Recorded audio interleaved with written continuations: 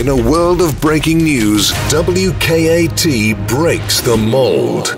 With your generally correct host, Michael J. Catt. 3, 2, 1. Thanks for getting here on time, YouTube. Alright. I was out wandering the woodline as I do daily. You know, looking stuff over, make sure everything's all good and great in the woods, when I received a message on Facebook today by a person that looks into this case. And they told me that Daniel Nations is probably getting out of Marion County today. So he will be free as early as today. VineLink has him listed as in custody in Marion County, but it also says transferred from Bartholomew. Now, if you're transferred, normally speaking, you would have to go back, but I don't know how that's working in this. Anyway, he will probably be free today, which brings me to a very big point. My thoughts on Daniel Nations. When Daniel Nations was arrested in Colorado, the first things that you and I heard about it was Daniel Nations arrested in Colorado. He was on the run from Indiana, a sexual offender, and he looked like the sketch. Even his wife said, he looks so much like that sketch, it scares me. That's how much he looks like the sketch. I never believed he looked like Bridge Guy.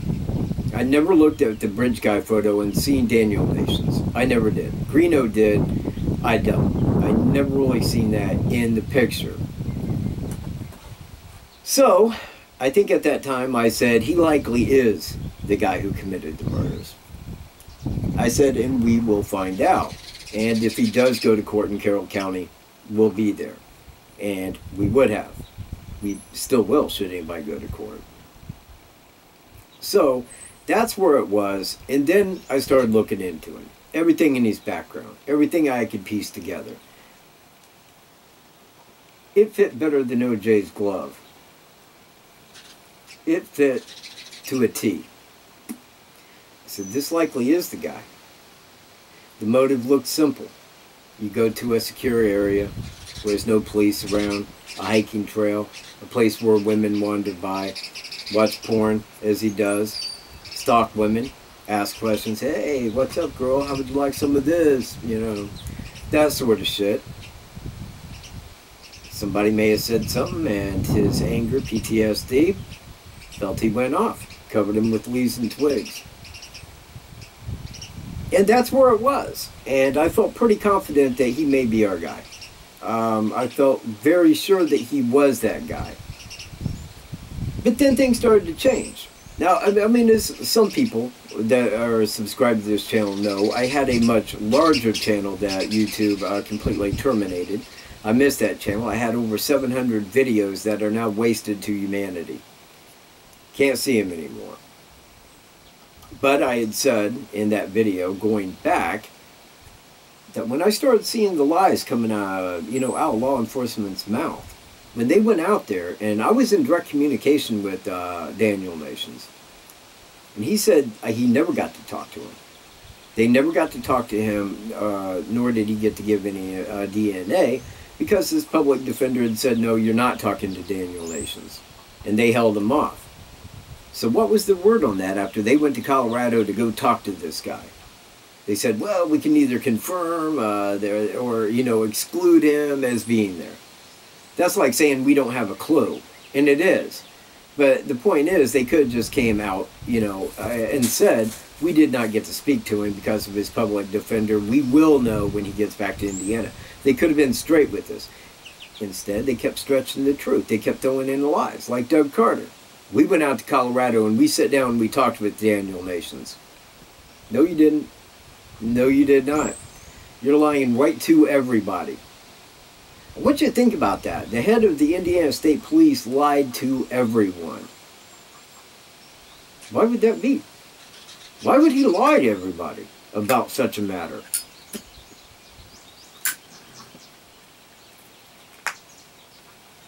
It's for the reason of this. Daniel Nations was probably a setup, and I told him that. And I told you that on my other channel. I said either A, he's 100% guilty, or B, he's 100% a setup. Because if he had nothing to do with it, the cops knew that before he came back to Indiana. They knew that a long time ago, that he was not there. They blatantly knew that. But they fed it along so that we would follow him. They fed it along so that we would follow him, you know, in his story as what's going on, believing the whole time he was guilty. This is how that works to me. Everybody in Indiana was looking at that time for the Delphi murder. Most people, myself included, was looking at sexual offenders. Local sexual offenders, to be exact. Looking for a face that matched the bridge guys. Well, Daniel Nation split Indiana in May.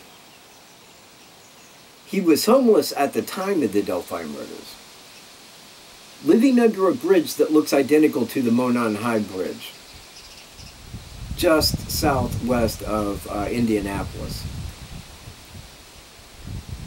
That was spooky. His mother was killed by his uncle,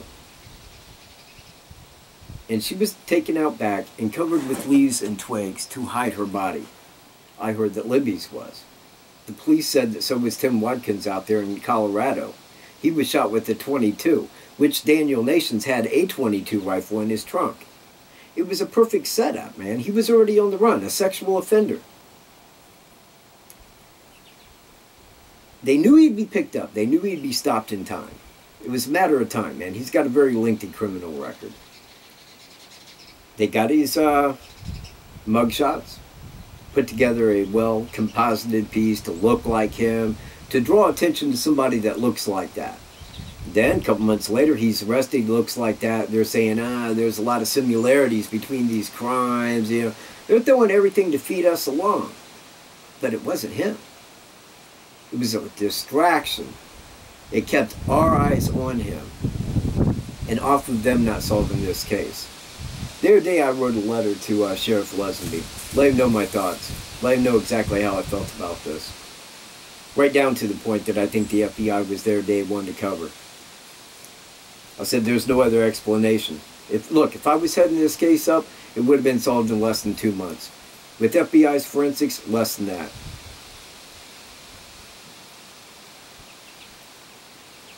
So Daniel Nations is going to be free. I wish him the very best. I really do. I don't know him personally, never met him, but we've had many discussions on the phone, a lot of letters between us. He does not come off like a bad guy to me. Not when you talk to him. I mean, he doesn't give the impression by voice that he's anything more than regular Joe. That's kind of how I felt about it. I didn't get anything out of him thinking like, okay, this guy's a little whack, a little weird, and he may be. Again, I don't know him personally. Birds are wanting to feed. Sorry, they're getting a little edgy out here. He told me he's writing a book concerning all this, and I do. I wish him the best on that. I hope he makes some really big money. Because as it goes, he has been screwed. You know, his life's been hit by this. It really has. They made him out to look like he was the Delphi murderer. And it was a perfect setup, man. I mean, I have to suspect the FBI was doing that. It had to been. Had to been the FBI to set that into play. Nobody else would have did such a job like that. And he wanted to be on Dr. Phil. I told him, I said, I'll get a hold of Dr. Phil. You know, you can clear your name on Dr. Phil. I said, man, that would be probably a special. This Daniel Nation's clearing his name. You know what I mean? I'm taking a polygraph the whole nine. That's something everybody would want to see. And I would be surprised if Dr. Phil is not already reached out to him, that I already got a hold of Dr. Phil. So, you know, I hope that they take him up on that, and I would like to see him on there. I really would. You know, and like I said, I do wish him the best because he is innocent. He's innocent of the Delphi crime. I can tell you that. I have told you that. I said, if he's released from jail, if they let him go free, he did not commit that crime. guarantee you smart money. They wouldn't have him out walking if he had of. So, he's free, man. He's innocent. And I'll see you in my next video, everybody. Peace.